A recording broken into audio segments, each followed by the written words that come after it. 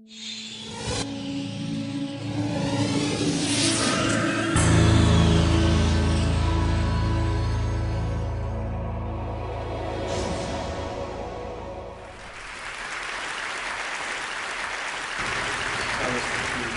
is nothing bigger or older than the universe. The questions I would like to talk about are: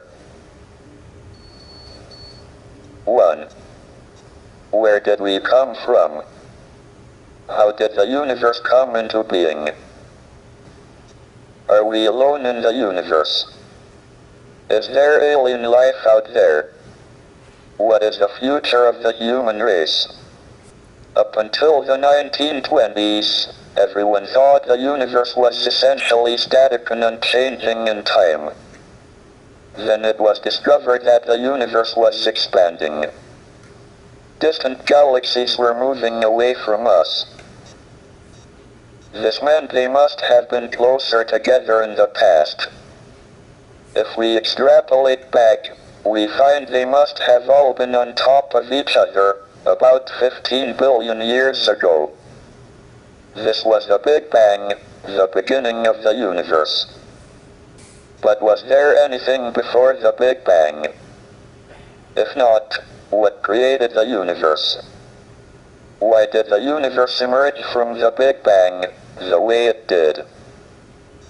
We used to think that the theory of the universe could be divided into two parts. First, there were the laws like Maxwell's equations and general relativity that determine the evolution of the universe, given its state over all space at one time. And second, there was the question of the initial state of the universe. We have made good progress on the first part, and now have a knowledge of the laws of evolution in all but the most extreme conditions, but until recently, we have had little idea about the initial conditions for the universe.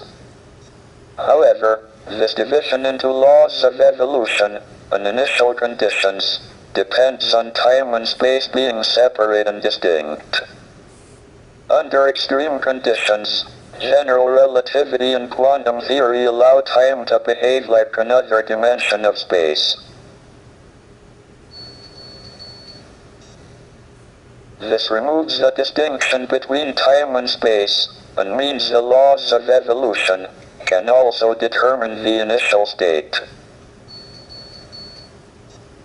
The universe can spontaneously create itself out of nothing. Moreover, we can calculate the probabilities that the universe is created in different states. These predictions are in excellent agreement with observations by the WMAP satellite of the cosmic microwave background, which is an imprint of the very early universe. We think we have solved the mystery of creation. Maybe we should patent the universe and charge everyone royalties for their existence.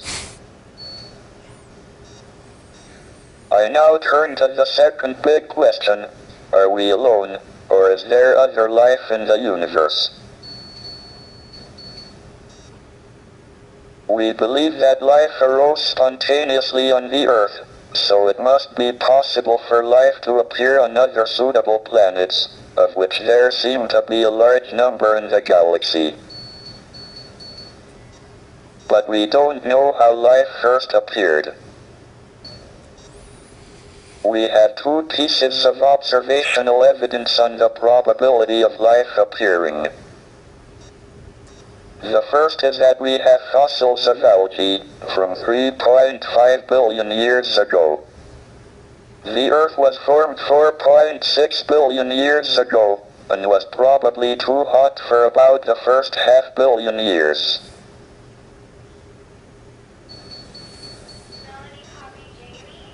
So life appeared on Earth within 500 million years of it being possible, which is short compared to the 10 billion year lifetime of a planet of Earth type. This suggests that the probability of life appearing is reasonably high. If it was very low, one would have expected it to take most of the 10 billion years available. On the other hand, we don't seem to have been visited by aliens. I am discounting reports of UFOs. Why would they appear only to cranks and weirdos? If there is a government conspiracy to suppress the reports, and keep for itself the scientific knowledge the aliens bring, it seems to have been a singularly ineffective policy so far.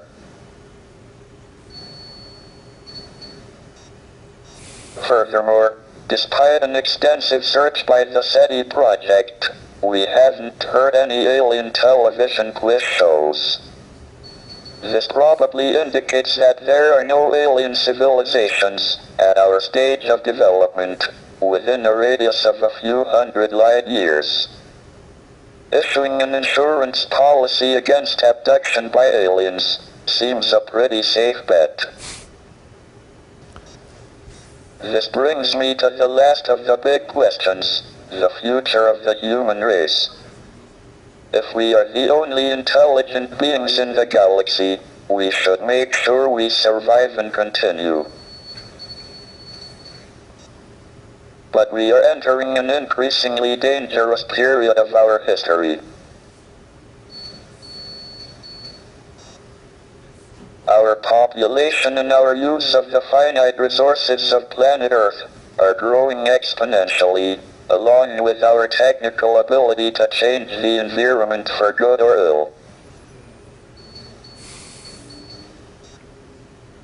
But our genetic code still carries the selfish and aggressive instincts that were of survival advantage in the past. It will be difficult enough to avoid disaster in the next 100 years, let alone the next 1,000 or million. Our only chance of long-term survival is not to remain inward-looking on planet Earth, but to spread out into space. The answers to these big questions show that we have made remarkable progress in the last 100 years. But if we want to continue beyond the next 100 years, our future is in space. That is why I'm in favor of manned, or should I say, personed, space flight.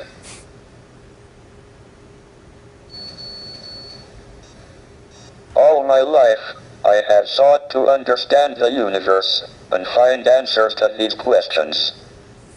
I have been very lucky that my disability has not been a serious handicap.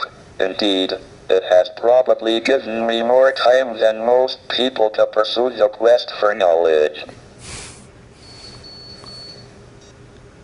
The ultimate goal is a complete theory of the universe, and we are making good progress.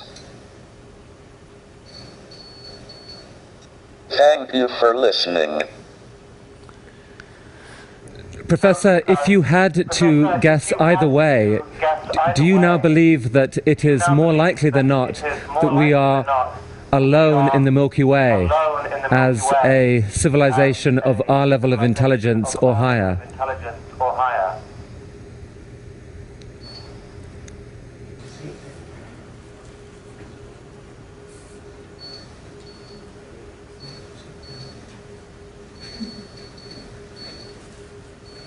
This answer took 7 minutes and really gave me an insight into the incredible act of generosity this whole talk was for Ted.